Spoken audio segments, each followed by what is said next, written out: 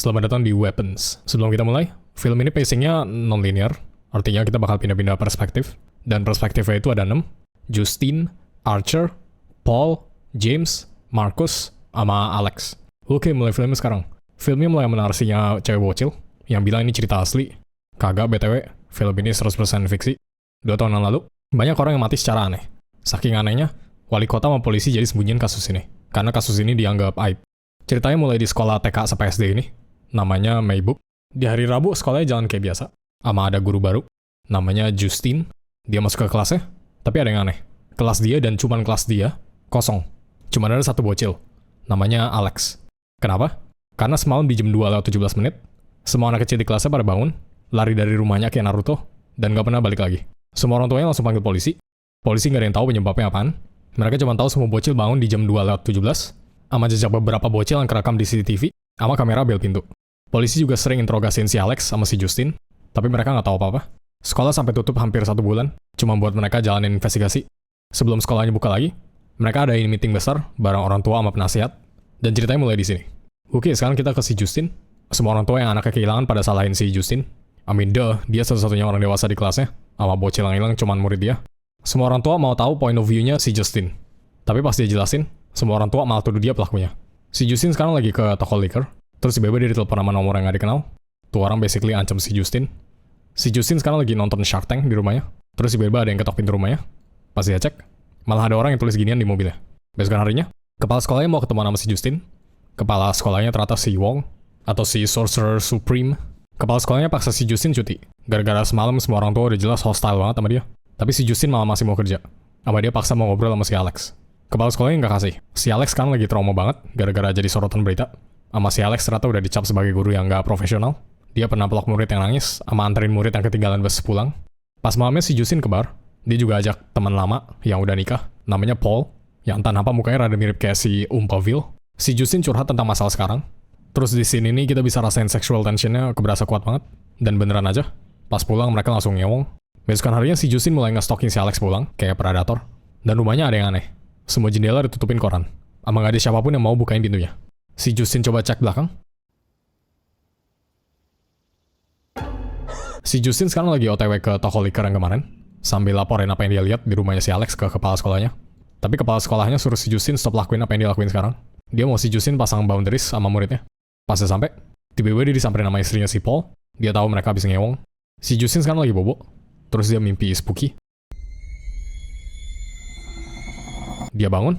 Entah kenapa dia tidur pintunya kagak ditutup. Ya buat lo pada yang kagak tutup pintu pas tidur, lo psikopat anjir. Pas dia mau lanjut tidur, besokan harinya si Justine lagi-lagi samperin si Alex. Pas dia ajak ngobrol, si Justine langsung maksa mau ngobrol sama orang tuanya si Alex. Tapi gak ada yang jawab. Dia sampai tungguin di depan rumahnya sampai malam. Dan scene yang menurut gue paling serem di film ini dimulai sekarang. Jadi ya siap-siap kalian berak di celana.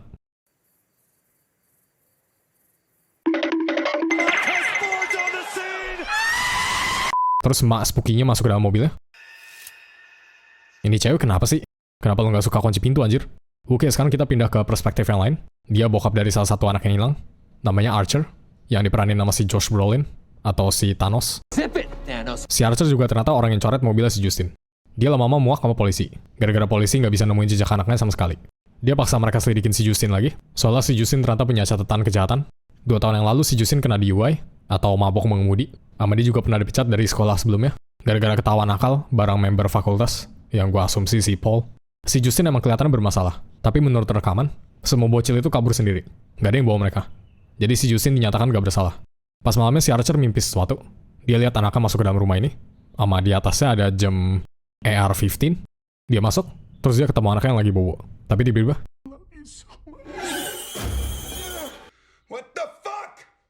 polisi gak ada yang bisa bantu. Jadi sekarang dia jalanin investigasinya sendiri. Dia sadar anaknya lari lurus terus ke arah menara listrik. Jadi dia tandain. Sama dia minta rekaman keluarga yang lain. Ntar kalau semua garis merahnya intersect, itu artinya tempat di mana semua anak-anaknya pergi. Pas dia lagi OTW ke rumah orang tua selanjutnya, dia ngeliat ada si Justine. Dia mau ngobrol, tapi tiba-tiba si Justine tiba-tiba diserang sama kepala sekolahnya. Dan sekarang malah jadi si Thanos lawan si Wong. Sekarang kita ke si Paul. Dia kelihatan capek sama istrinya yang banyak mau. Padahal dia cuma mau si Paul rehab. Dia alkoholik ternyata. Sama ketua polisinya bokap istri dia. Yes, artinya jalur orang dalam lagi. Dia sekarang lagi keliling kota. Terus dia ketemu nih orang sus, sama tuh orang juga lagi kayak ngebobol sesuatu. Dia tangkap, nih orang namanya James. Si Paul mau inspek nih orang, tapi isi kantongnya malah ada jarum suntik. Si Paul jadi hilang kendali, sama tonjok nih orang. Ya ini literally police brutality. Si Paul sadar dashcam-nya nyala. Jadi dia langsung minta maaf, sama bebasin. Padahal dia literally pegang narkoba. Si Paul udah jelas takut si James laporin tentang kekerasan. Dia kabarin ke ketuanya, dan karena si Paul itu menantunya, ketuanya suruh si Paul pastiin si James kagak lapor ke kantor polisi. Si Paul lagi di mobil, terus dia dapat teks dari si Justin, dan akhirnya kita ke scene bar tadi, yang sebelum mereka enak-enak. Si Paul udah di rumah, tapi ternyata istrinya udah balik dari bisnis trip. Istrinya tanyain dia dari mana. Gara-gara si Paul lagi hangover, dia jadi ketahuan habis mabok. Dan kalian udah tahu lah ya, selanjutnya istrinya ngapain. Sama dia juga langsung laporin bokapnya. Terus tiba-tiba malah ada si James, padahal dia suruh jangan ke daerah sini. Jadi dia langsung kejar, sama matiin dashcam-nya. Udah jelas dia mau abuse posisinya sebagai polisi lagi. Sekarang kita ke si James. Udah ketebak lah ya, si James ini orang apaan. Dia pecandu yang kerjanya nyolong barang, terus jual cepet barangnya di toko Pegadaian. Setelah dia disuruh kabur sama si Paul, dia ternyata ke rumahnya si Alex. Di dalam dia rampok semua barangnya, tapi tiba-tiba dia ketemu dua orang yang waktu itu si Justin ketemu juga. Terus dia sadar di basement rumahnya ada suara spooky. Pas dia cek, dia kurung basementnya. Si James langsung kabur. Pas dia lagi gadain hasil curiannya, dia lihat ada missing poster 17 bocil. Dan hadiahnya itu $50.000.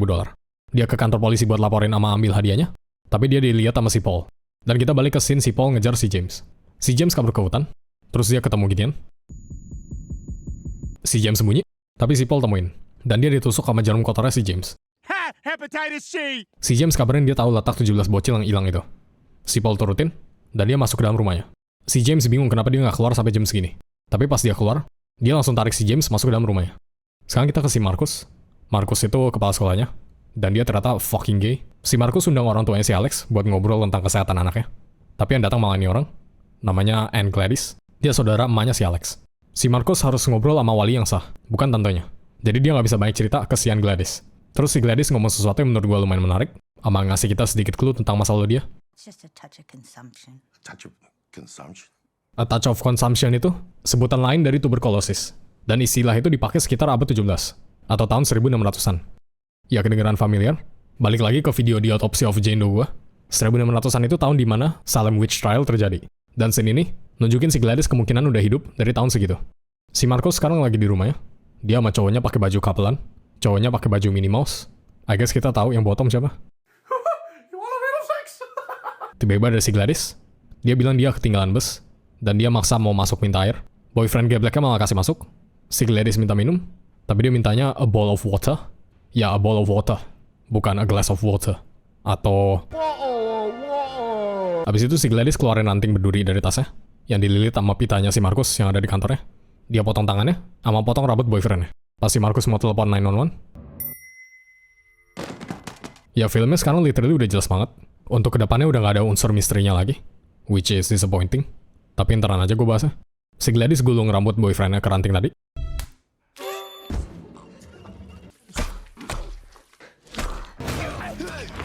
Si Gladys cemplungin ke air, dan si Marcus berhenti. Terus dia ganti rambutnya jadi rambut si Justin. Dan ini alasan si Justin diserang sama si Marcus. Si Justin kabur. Dah si Marcus dead. Si Justin bingung kenapa si Marcus bisa jadi kayak gitu. Soalnya tadi dia nggak apa-apa. Dan si Archer jelasin semuanya. Dia bilang cara larinya si Marcus sama persis kayak anaknya. Begitu juga sama semua anak yang hilang. Ama menurut petanya si Archer, garisnya intersect ke lokasi ini. Dan si Justin langsung tahu itu rumahnya si Alex. Oke, sekarang kita ke perspektif yang terakhir. Si Alex ini bocil pendiam yang dibully sama anak lain. Salah satu bulinya juga ternyata anaknya si Archer. Keluarganya si Alex ternyata lagi ada kedatangan tamu. Dan tamunya itu si Anne Gladys. Mereka semua nggak kenal dia siapa. Bahkan emaknya juga nggak gitu deket. Tapi karena dia keluarga, mereka izinin. Actually yang izinin cuma emaknya doang sih. Bokap sama anaknya risih padahal. Oke, alasan emaknya si Alex bisa percaya kalau si Gladys itu saudaranya, bisa jadi karena mereka saking jauhnya. Emaknya sampai lupa muka dia kayak gimana. Dan si Gladys pakai kesempatan ini buat ambil posisi saudara aslinya. Supaya dia bisa jadi kayak semacam parasite yang kontrol keluarganya. Suatu hari si Alex kagak dijemput sama bokapnya. Jadi dia pulang sendiri. Pas sampai, orang tuanya jadi aneh. Mereka duduk diem sambil tatap-tatapan. Dan si Anne Gladys jadi aktif. Padahal sebelumnya dia lagi sakit di ranjang.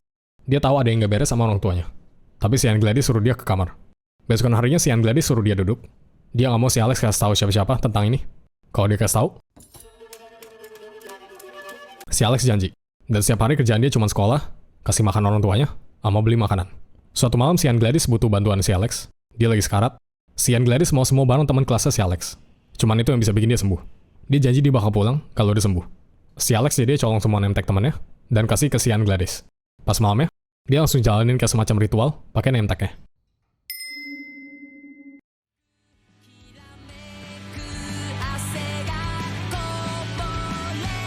Dah, ini semua yang terjadi.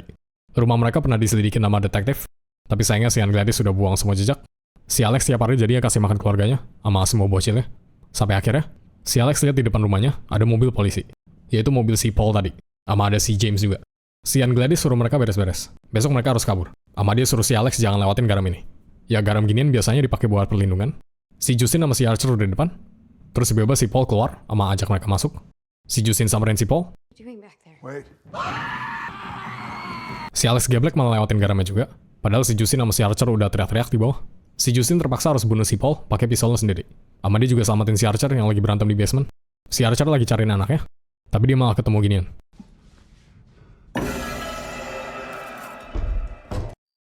Si Archer jadinya dikontrol.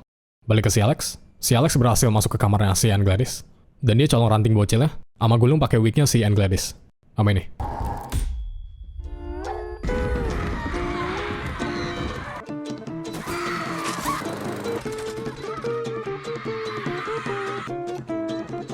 Dah si Anne Gladys dead. Otomatis sihirnya juga lepas. Keluarganya si Alex akhirnya bebas. Sama si Archer juga ketemu anaknya. Dan akhirnya, kita dengar narasi bocil cewek yang awal filmnya mulai tadi. Kita sampai sekarang nggak tahu nih bocil siapa BTW. Bocil ceweknya jelasin si Alex sekarang tinggal sama tante yang lain di luar kota. Orang tuanya masih dalam keadaan yang sama, tapi diurus sama orang lain. Dan tahun ini, beberapa bocil udah mulai bisa ngomong lagi. Ya mungkin gara-gara si Alex kagak cemplungin kayunya ke dalam air. Dah tamat. Fresh banget nih film. Akhirnya kita dapat film santet modern dari barat yang bagus. Terakhir yang paling bagus palingan The Witch sama Hereditary lah ya. Tapi film itu rada nggak bisa dibilang tentang santet. The Witch literally kejadiannya di tahun 1630-an. Dan film itu lebih ke simbolisme. Kalau Hereditary lebih ke cult. Tapi menurut gue film ini kagak perfect. Ada beberapa hal yang gue kurang suka dari film ini. Gue mulai dari bagusnya dulu. Menurut gue misteri di film ini benar-benar kental banget. Dari awal filmnya mulai, gue langsung tertarik sama misterinya. Kayak kenapa semua anak pada kabur barengan di jam 2.17. Kenapa cuma kelasnya si Justin. Sama kenapa larinya kayak gitu. Kita jadi punya bayangan yang serem tentang kesimpulan film ini. Sama karakternya juga menarik semua. Kita pakai lebih dari satu perspektif, jadi semua karakter berasa personal. Sama kita tahu struggle mereka masing-masing. Kecuali si James. Gue paling gak suka si James. Dia berasa kayak karakter pecandu figuran yang biasa ada di Breaking Bad. Oke, sekarang hal yang gue kurang suka dari film ini. Tadi gue bilang alasan gue suka film ini karena misterinya. Dan sayangnya misteri itu benar-benar hilang setelah si Anne Gladys muncul. Gue lebih prefer kalau si Anne Gladys kagak dijelasin sebanyak ini. Atau mungkin kasih screen time yang lebih dikit. Karena kita sebagai manusia bakal selalu takut sama sesuatu yang kita nggak ngerti. And you always fear what you don't understand. But hey, itu cuma opini gue.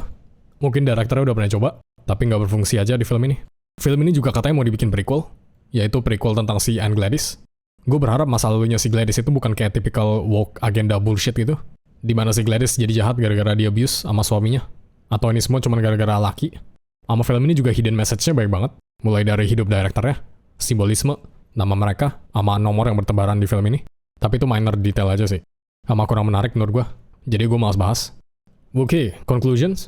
Weapons itu film horor tentang santet yang fresh banget di film western. Film horor terbagus di tahun 2025 menurut gue. Walaupun kagak perfect, film ini masuk ke salah satu film horor kesukaan gue.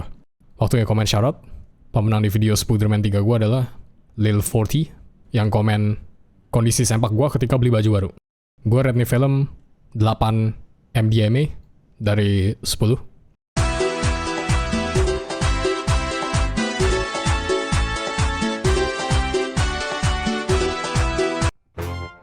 Makasih ya buat orang yang udah support gue di bulan ini. Makasih Wolfi Sain, Jafar Umayya Ahmad Utama, Nata Ganteng, Arif Alasya, Afdan, Kegat Nohaz, Paketu, Doki Sensei, Fisnata, Arishan Zahrin Rahman, Waldo Karana, Beagle, Ardinsyah, Evi XD, Indo Gaming Goof, Siensiu, Wurai Gimang, Stanislaus, Blaster, Noob, Mr. Son, Ali Fikri, Mr. Ninja Supe, Asap Jangan Tengah, Kairo GTPS, Mufadil, Akshanala, Haris, Ferdi, Johnny Nicholas, King Zaras, Sanchez, Raditya Petana, Magitoriu, Elham Datama Hasan, Faisal Reza, Sah 18, Yosia, Nice Gaizo, Aista, Ini Pixels, Pemudian Tersesat, Aryan Syah, Aurelia Lintang, Eskanor, Muhammad Raihan, Z Target, Johnny Joestar, Siafi, Brady Miracle, Adelia Arka, Aska Fahri, Rifan Yismara Kentama, Alex Cabron, Teguh Fanji, Raska Zidan, Taulo Sadi, Bebek, Username, Richie, Kucing Taksido, Naga L7LA, King Celestial. Thank you ya semuanya, sama thanks for watching.